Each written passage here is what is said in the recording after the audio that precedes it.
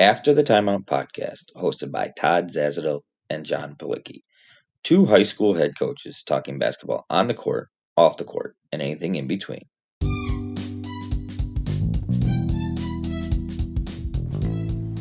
On today's episode of the After the Timeout podcast, we sit down with Coach Jim Tracy, assistant men's basketball coach and assistant athletic director at St. Laurence High School. We talked to Coach Tracy about the Illinois Basketball Coaches Association, the possibility of a shot clock in high school basketball in Illinois, psychology and coaching, and the continued promotion and development of both boys and girls basketball. Enjoy the show.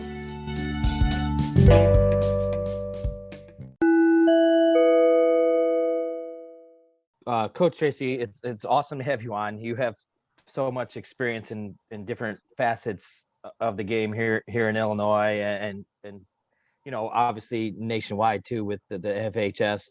So we're super excited to have you on.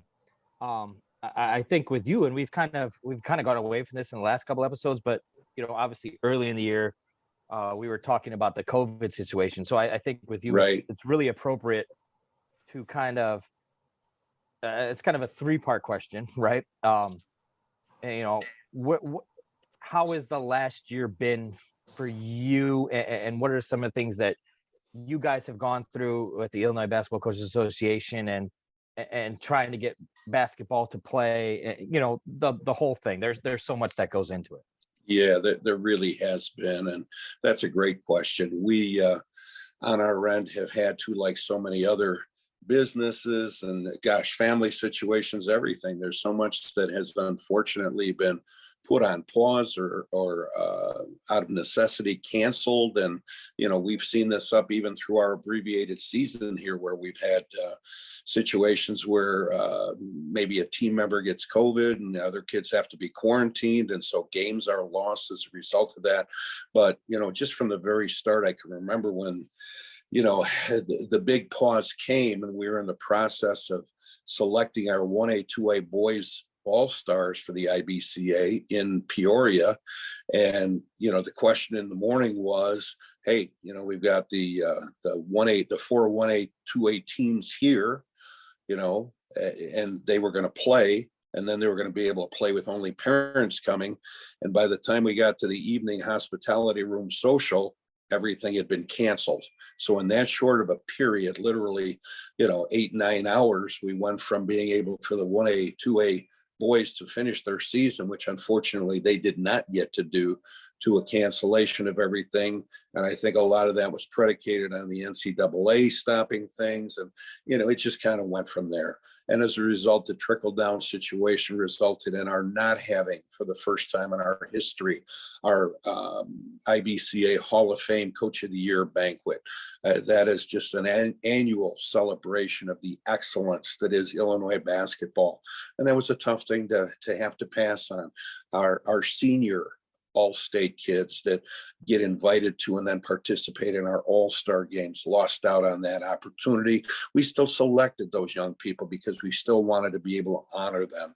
And as you guys know, that went right into the season with all the other things that were going on. Went into the summer situations.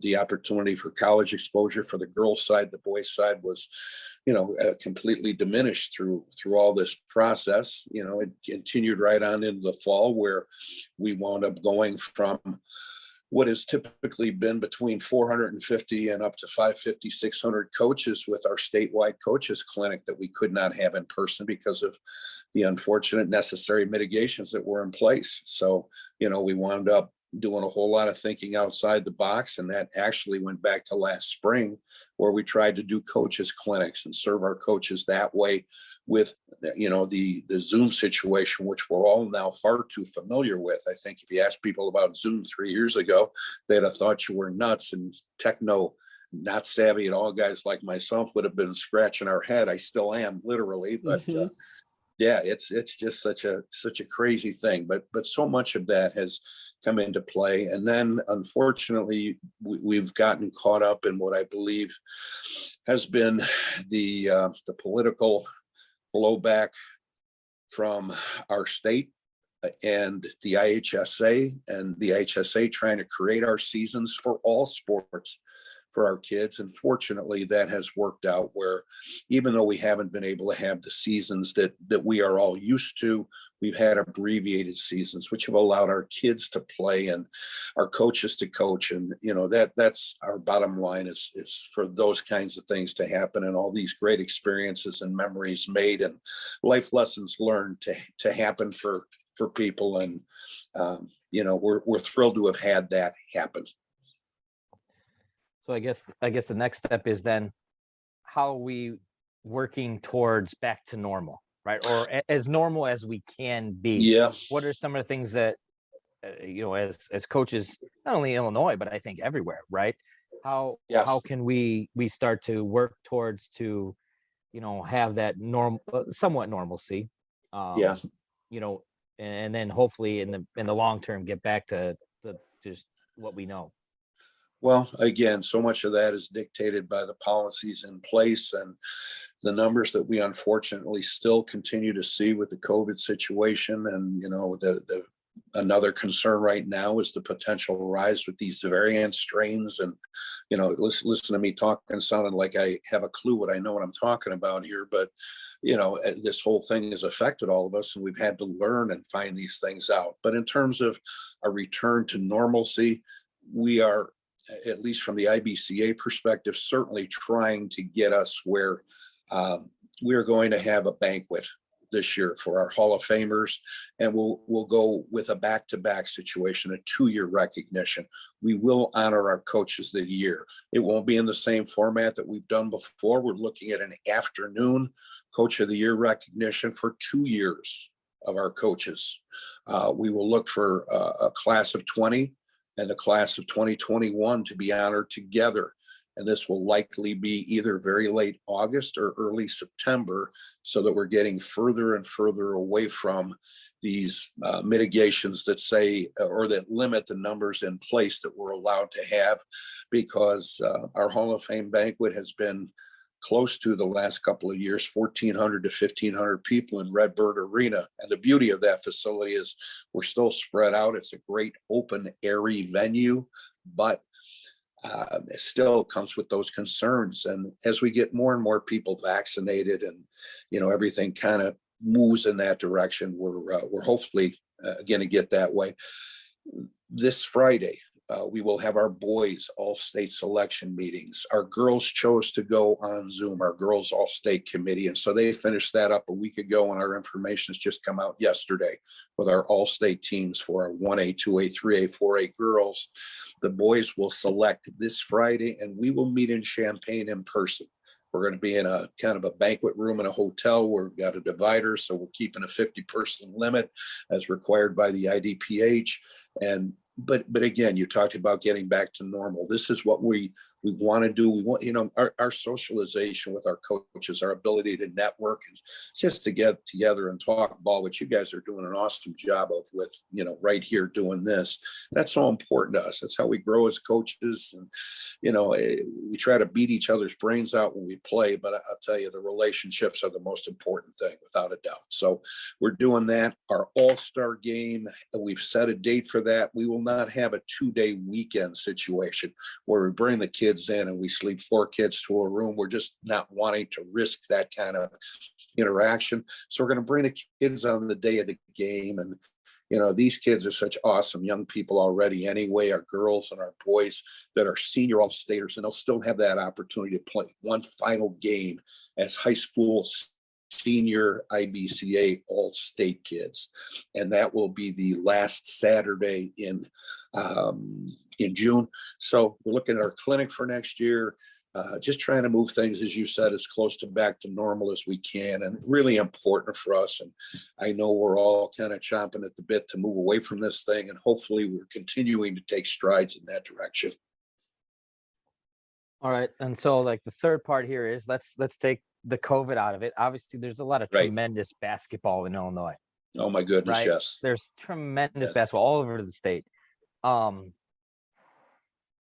How, what are your guys' goals for Illinois basketball, and how to make it stronger, and how to keep developing, and how to keep growing and stay on that level with other states and just the high level that we play at? Well, obviously through the IBCA, I think we're tied very much, and our relationship has grown so much with the Illinois High School Association and all they do with the awesome people down there in Bloomington Normal.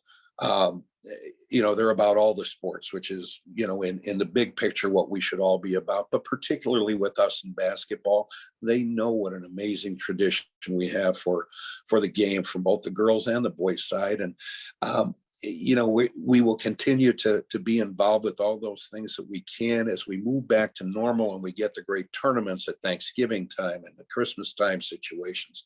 And most of all, get back into our state tournament. Our March Madness, I believe, is the original March Madness here in Illinois. We want to get back to that stuff. We want these kids to have those great experiences. Unfortunately, we couldn't have that happen this year to the extent that we would like, but basically it's just that return to normal that you've already referenced.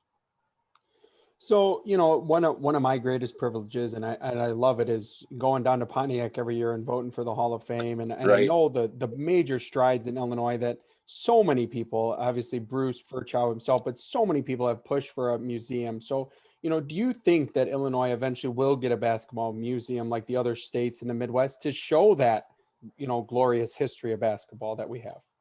Yeah, John, really great of you to bring that up. Bruce Furchow has just been a relentless warrior on behalf of our museum efforts. I could give you the history, but I'd bore you to death with it. From way back to 2007 with Danville, that falling through and trying to get into a situation in Pontiac, which is just a fantastic community. And they did everything they could they went above and beyond with everything that they could put forth there for us. We unfortunately were not able to kind of connect the dots of the fundraising necessities. And our bottom line is that to make this a reality, we've got to have the finances. We could not make that happen there. So that has fallen through, but we have since moved up here to the Chicago area. And although we've kind of been in a quiet phase, I can promise you that there have been meetings going on a regular basis. While Bruce may look kind of cool, calm, and collected, as a duck kind of floating along the water, he is paddling like crazy under the surface. And there's a group of individuals with him, with the committees that we have involved there, that are doing the same thing. So that is a work in progress.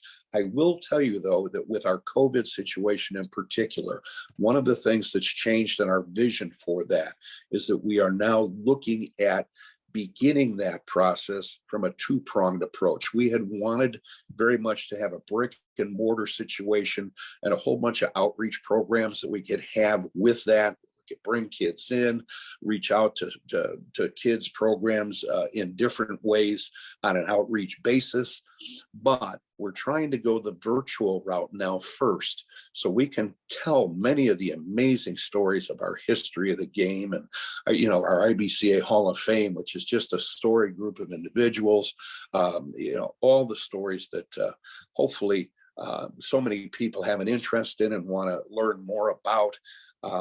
We're looking to go with a virtual setup first and then piggyback on that as the COVID hopefully kind of moves away and we get back to that normalcy again, where we can look at and continue to explore more brick and mortar options. But just to get the information out, our hope is to start this out with a virtual museum. The technology today, again, way over my pay grade, is so special that we really feel we can do some justice to our great stories and great individuals, great teams across the state, and put that out in that kind of format first, just so that we're kind of catching up to, as you mentioned, John, all the other states around us, which do recognize their basketball excellence, so that we can tell ours, because we believe ours is as good as anyone's in our country. No doubt.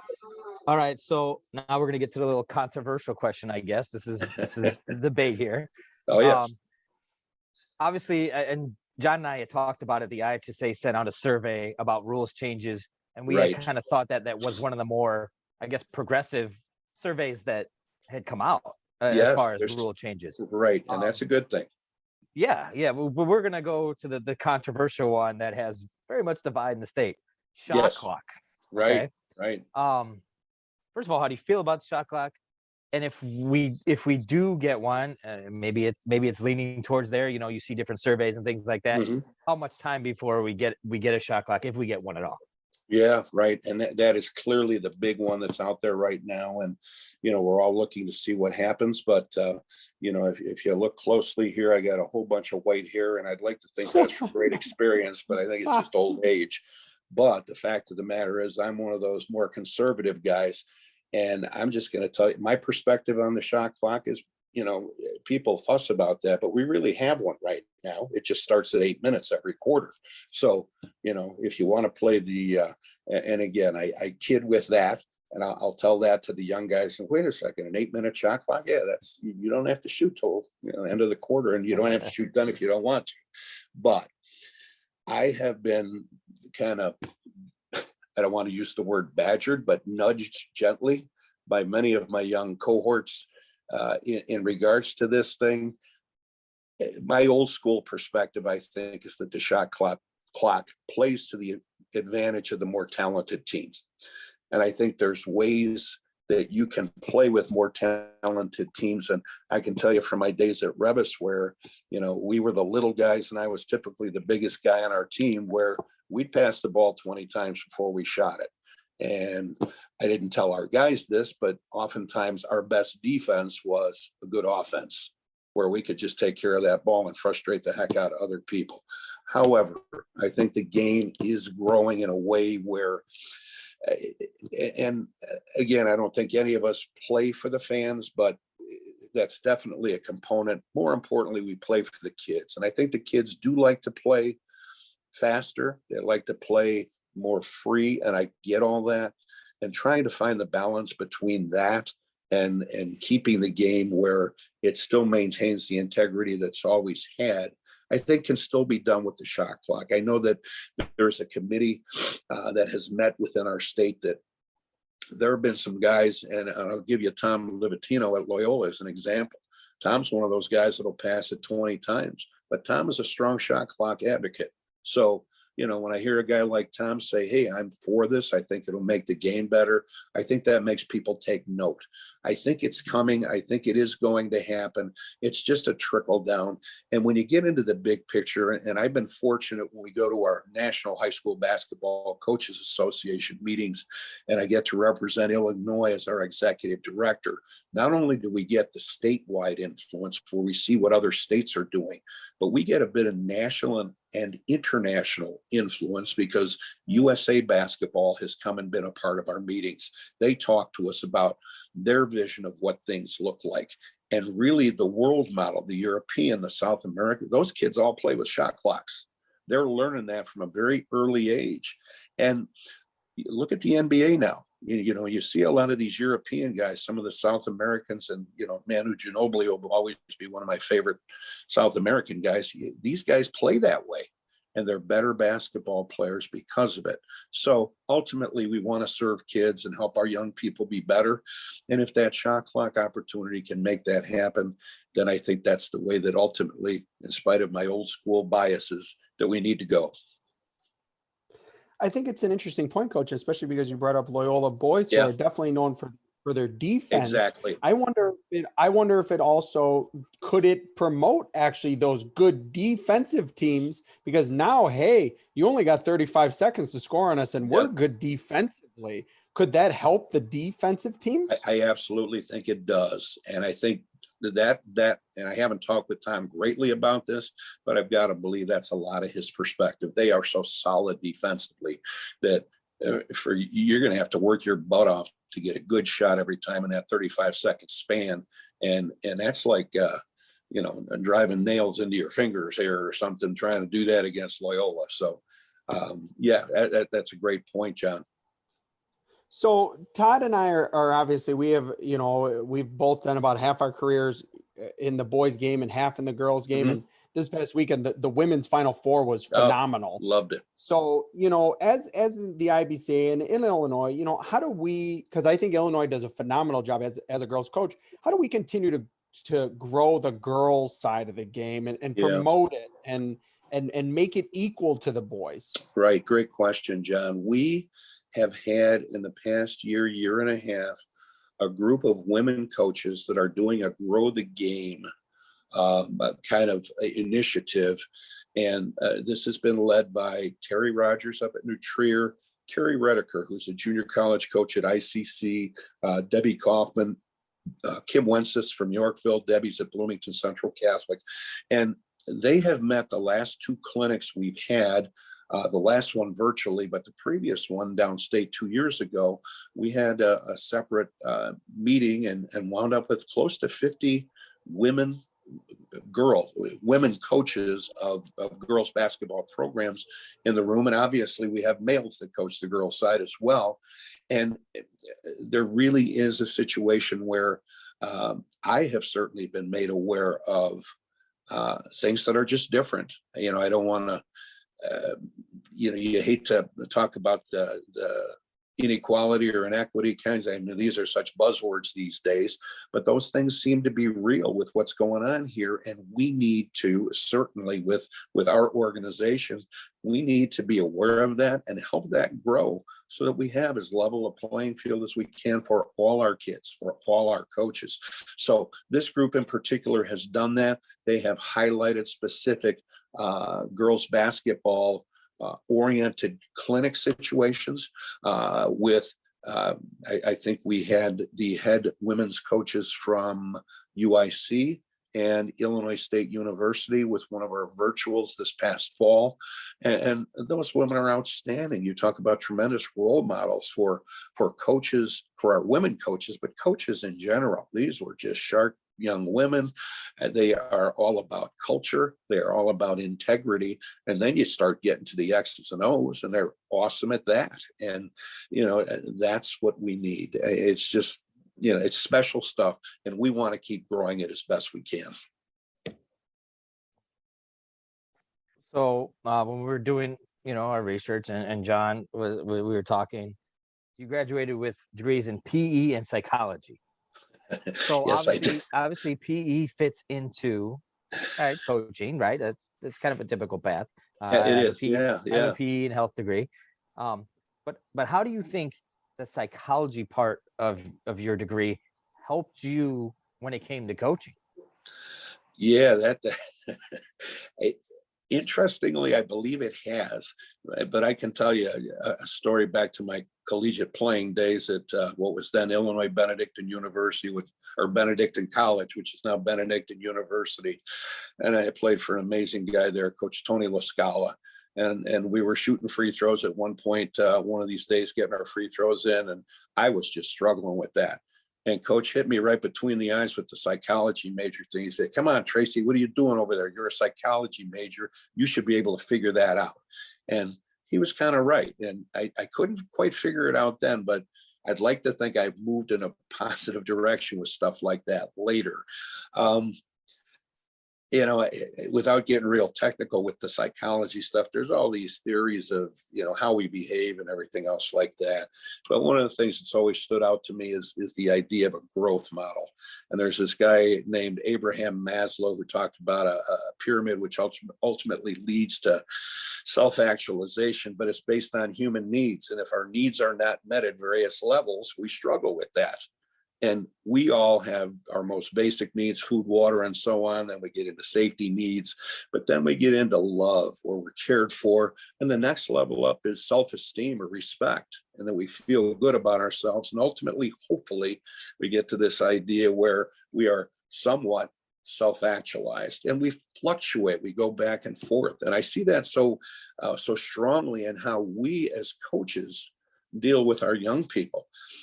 Again, you guys are quality guys. You are super basketball coaches. That as so many of our great coaches across the state do, the X's and O's, they're wonderful. They're fun. They're great to play with and everything. But coaching is about relationships. Coaching is about how much do we care about our kids? And I'm a big quote guy, and one of my favorites is, kids don't care how much you know until they know how much you care. And when you show them that you're caring about them, that you're loving them, that you are taking care of them, that you've got their back. You've established a trust through your communication, through your efforts there, where they're going to play for you. And if you can grow that the right way, you've got something special together where they're going to run through walls for you. And I think that's truly, truly special. And when it goes past the love to the respect, the esteem as well, where, man, I love you to death. And I am so proud of you. I respect the heck out of what you've done here. You've gotten so much better. When we can start growing relationships with our kids that way, these are hopefully the kinds of things that are going to put them in a position where they grow from these things. They become better young people as they move on through their own lives. And someday they're going to be far better husbands, wives, fathers, mothers, all these employees, all of it, because that's what it's all about ultimately in the long run. So, excuse my little kind of thought process there, but I've always loved that line of thinking. I think it ties beautifully into what we do on a daily basis with our young people. It was funny, Todd, as Todd mentioned, we like to do our homework on a guest. When I looked at the homework, and you went into the Benedictine Hall of Fame in 2013, Todd's wife went in 2015. Oh, so wow. I was like, all right, there you go. Lucky to be there with her. Lucky to be there. So Coach Scala, he had two favorite words for me. Oh boy. It was "don't shoot." So again, what a great guy, great influence. I was so fortunate, both Coach LaScala and I played at St. Laurence for Coach Chuck Schwartz, and he just passed away recently. But how fortunate was I to have two Hall of Fame men to play for, to be mentors, role models for me. So consider myself very blessed. Well, and I think that ties perfectly, Coach, into what I wanted to talk about next is, you coached at two very different places between De La Salle, who obviously I play every year in my conference, and then Revis. One's a private school, one's a public school. So just kind of, for the coaches out there, having coached in both, what are the major differences? What are some of the similarities? What were some of the challenges of each? Because we have listeners in public and private. So I thought it was a great question to ask you. Yeah. I'm going to say this, and it's going to come off, I hope not flippant, but kids are kids. Now, I will say this. I think that in the private school situations, there may be higher expectations for kids in general, based on the fact that tuition is being paid, that there's a whole lot of investment on the part of parents. And I'm not saying that that's not the case in our public schools, but it may not be to the same degree.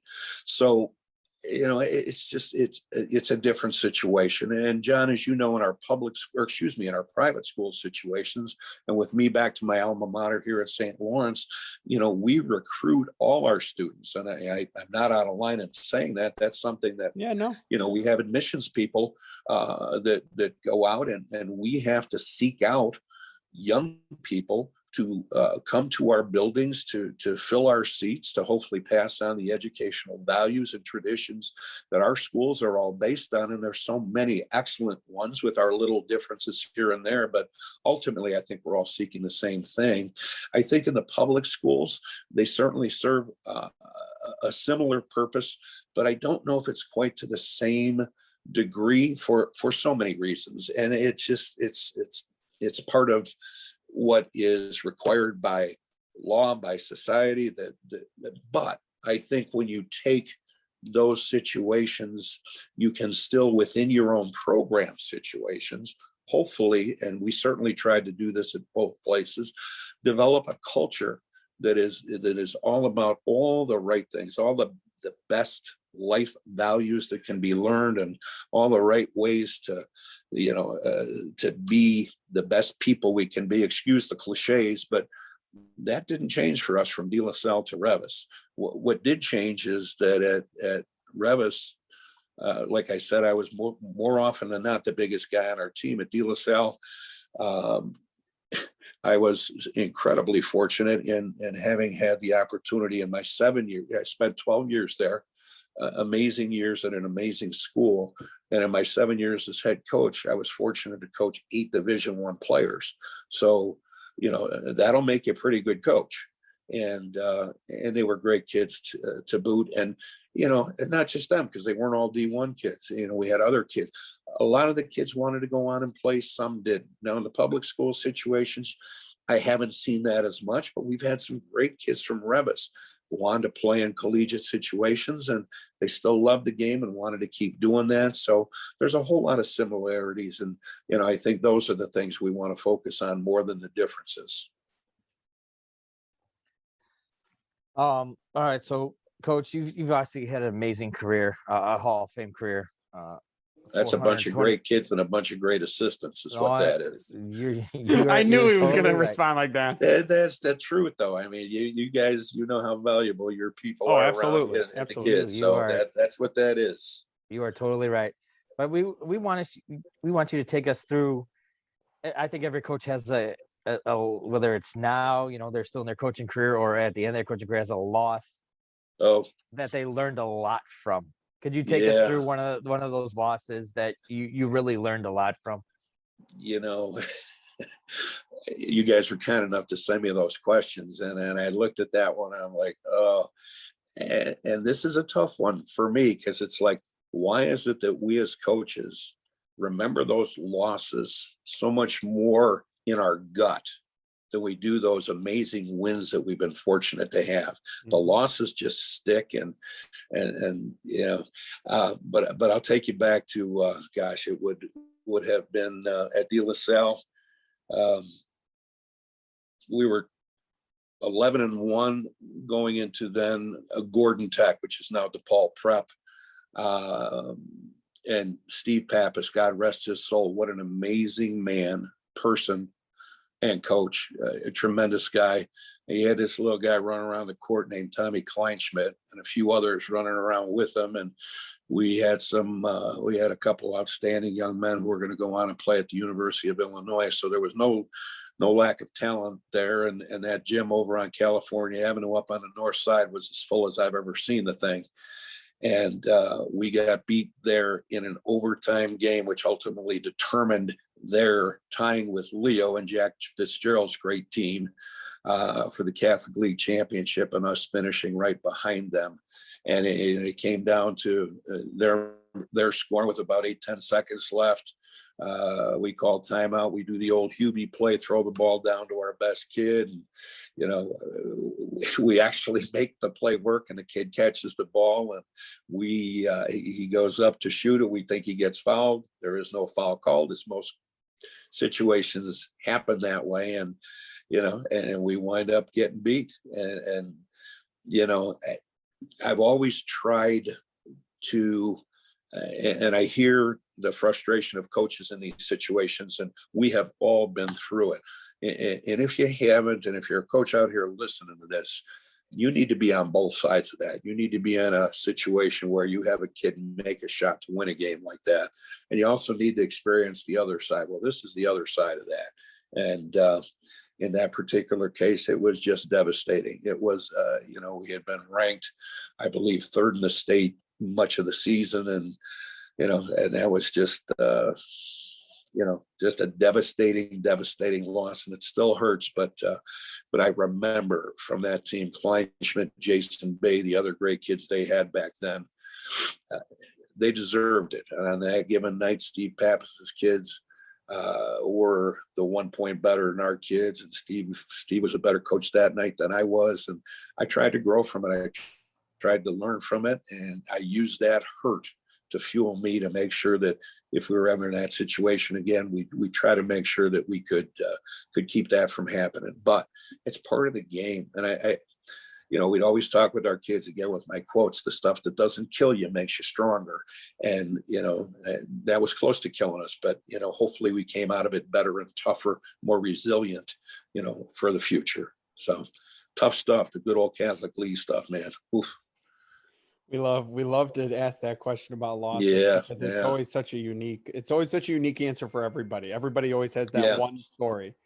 So, we wanted to delve in just to talk to, for a young coach that's listening and talk about practice planning, because the age old joke is, if it was just games, everybody would coach forever. So, right.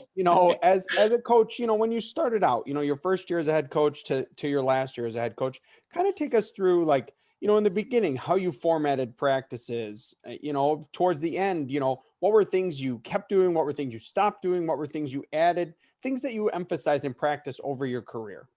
Yeah, boy, that is a super question, John.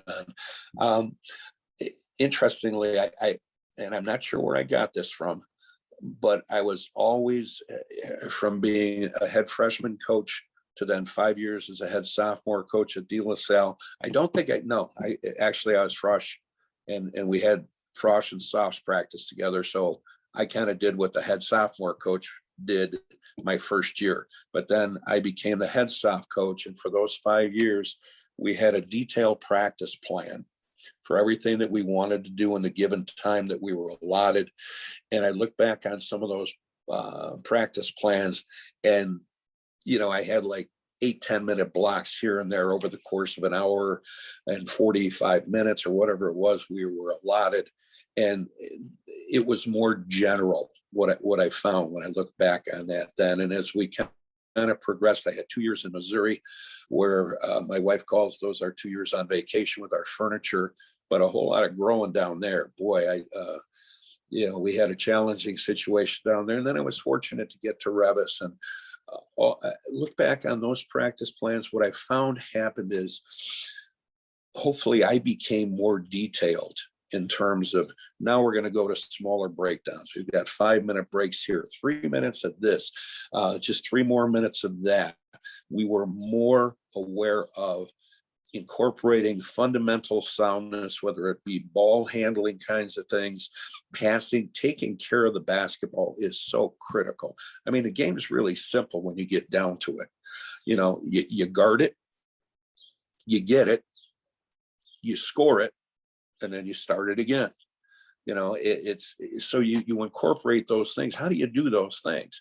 And the ability to break those down, whether you're a man-to-man, person-to-person coach or a zone, you've got all kinds of variables you want to work into those situations. But what do you have to do there? You got to stay in front of your person, and you got to get the ball back. So you need to be in position at all times. So teaching that aspect of the game from a defensive perspective, so important. One of the things I was most proud of with the kids we had at Revis is, I wasn't kidding about that 20 passes. We would do that sometimes, but I felt like we would always get a good shot. And the kids knew that the shots that they were shooting were the shots we wanted.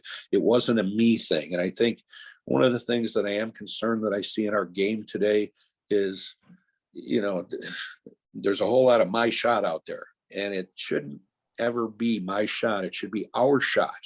And if I'm shooting something and some other guys are not sure that that's a good shot, there should be a cultural thing that says, hey, let's get together on this. Or I don't know. I see these hurry up offenses and stuff like that. I'm not sold on that. I'm not saying that can't be a good thing, but I go back to the fundamental soundness of that. And I think one of the biggest things that hopefully helped our kids as we grew was situational awareness. We would go over so many situations. I mean, you look at the games with the women, with the men in the semis and the finals. Oh my goodness, there was some outstanding stuff going on where offenses made plays, defense got stops. You could see what people were trying to do.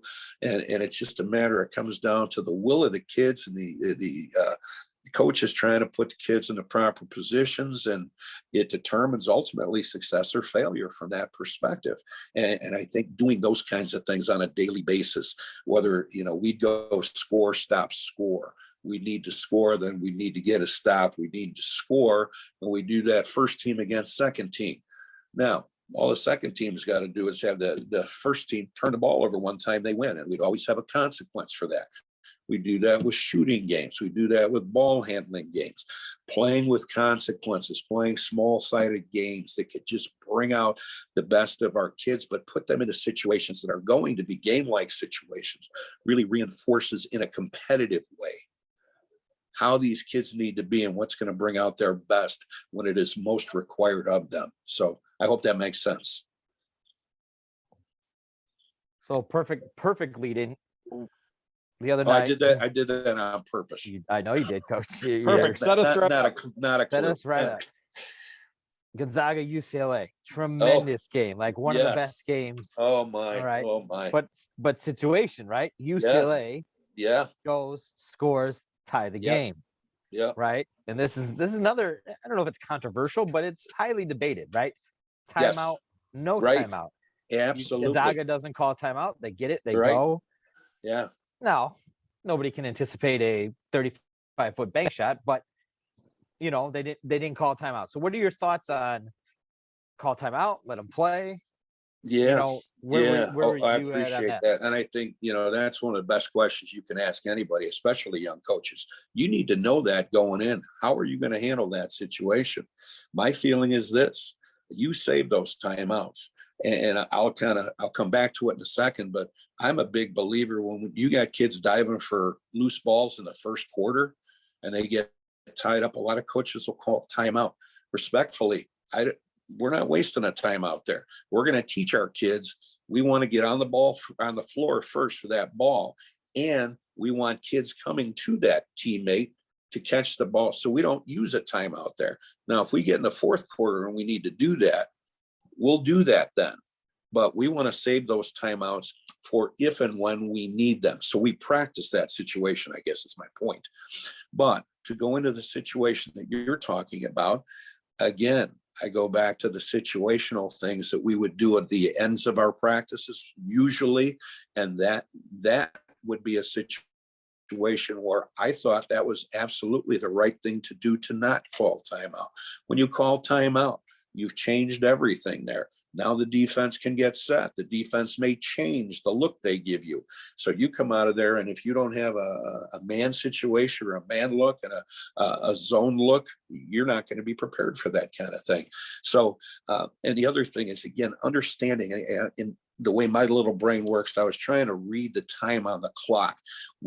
I forget who I learned this from, but I will tell you, Pat Sullivan, University of St. Francis, has been just, when I look back on all our practice plans and the things we do, the drills we did, it had Coach Sully earmarked all over that. So I likely got this thing from him too. The thought is that for every basketball move you make with X number of seconds left, each dribble, each quick pass, not long pass, counts for about a second. And I believe the Suggs kid had 3.5 to 4 seconds left.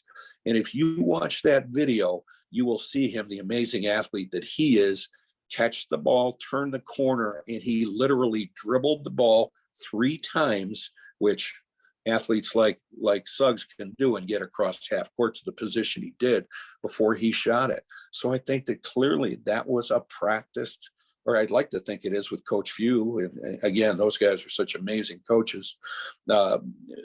That was a practice situation, and they did just what they needed to do to give them the best possibility to score the ball in that situation. But I love those. You can't do that stuff enough for your kids.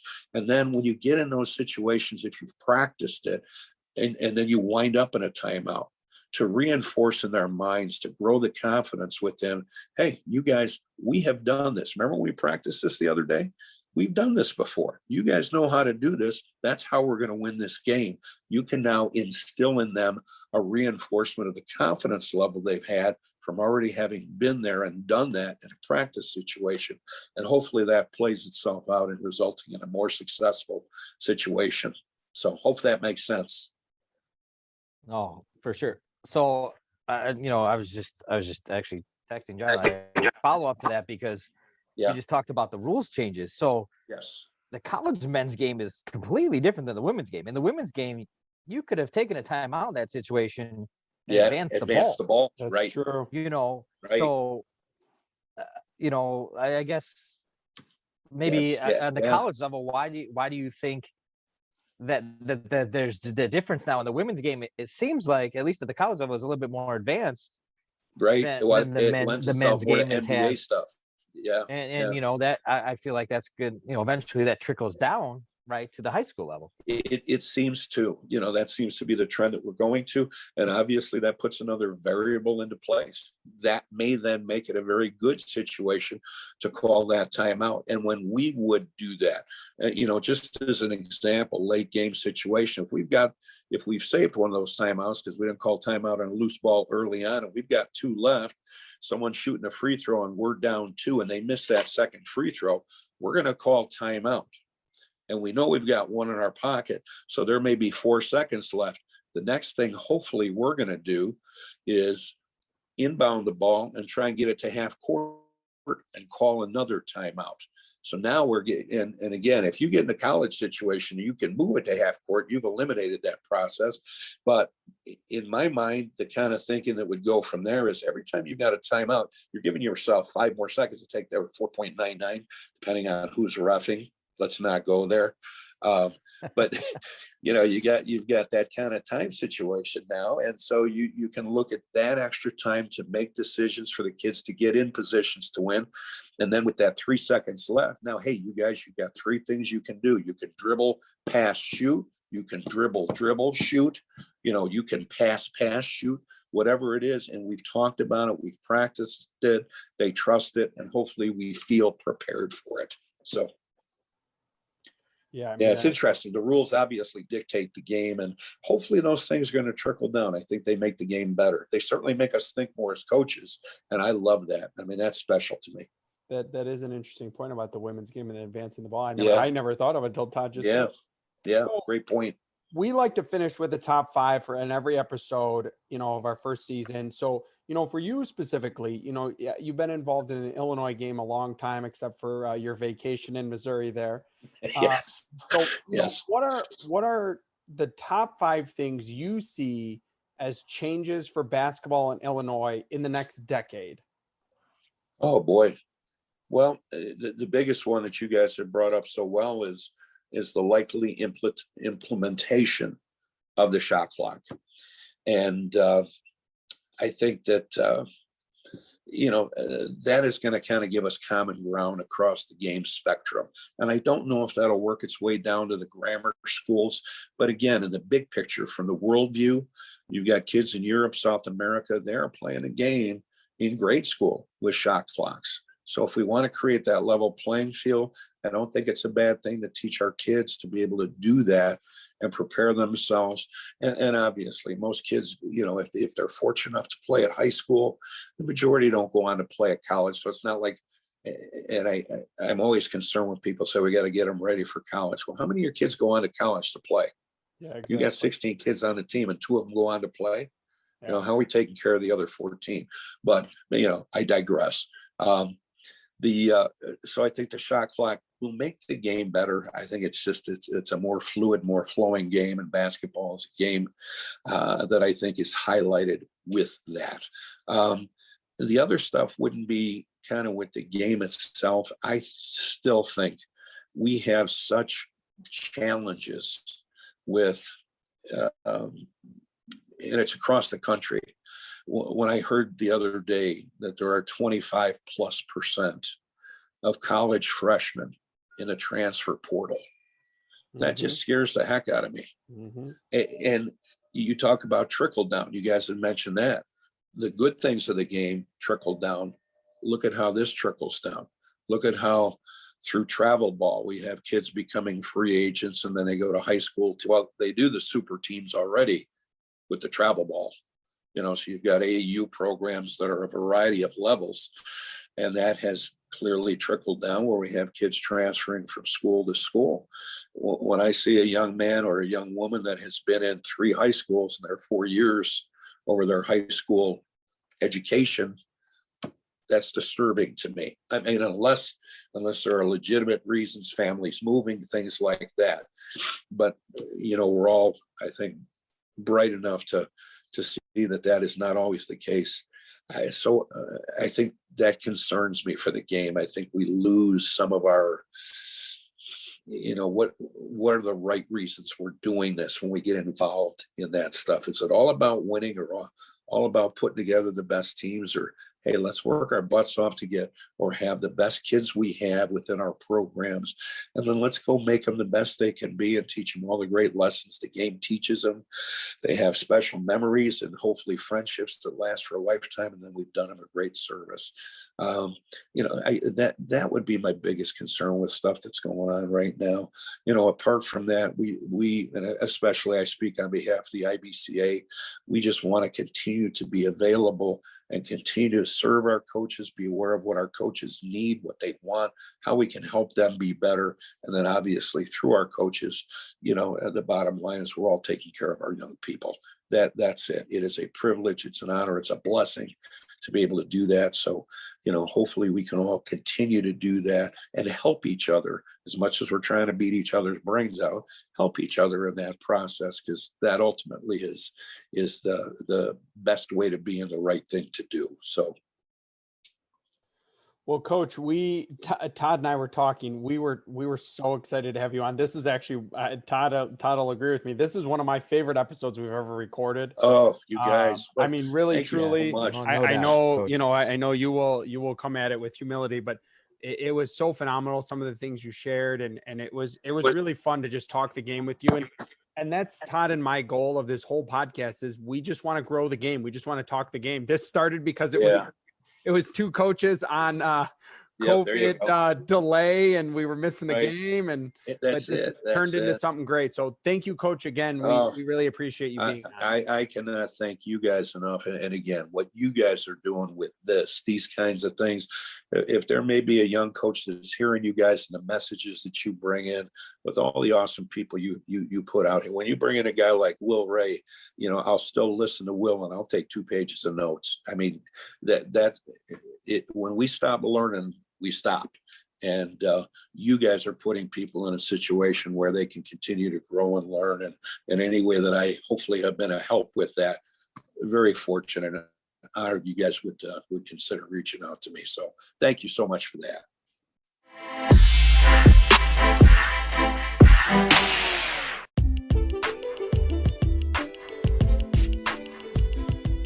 Thank you for listening to today's episode of the After the Timeout podcast. For more information and upcoming episodes, follow us on Twitter at After the Timeout, or subscribe to our podcast for upcoming episodes. For show inquiries, you can email us at afterthetimeout@gmail.com. You can find all of our episodes on Anchor, Spotify, Breaker, Radio Public, Pocket Cast, Google Podcast, and Apple Podcast by searching After the Timeout. Thank you for listening. Tune in next time for more basketball content on the court, off the court, and everything in between.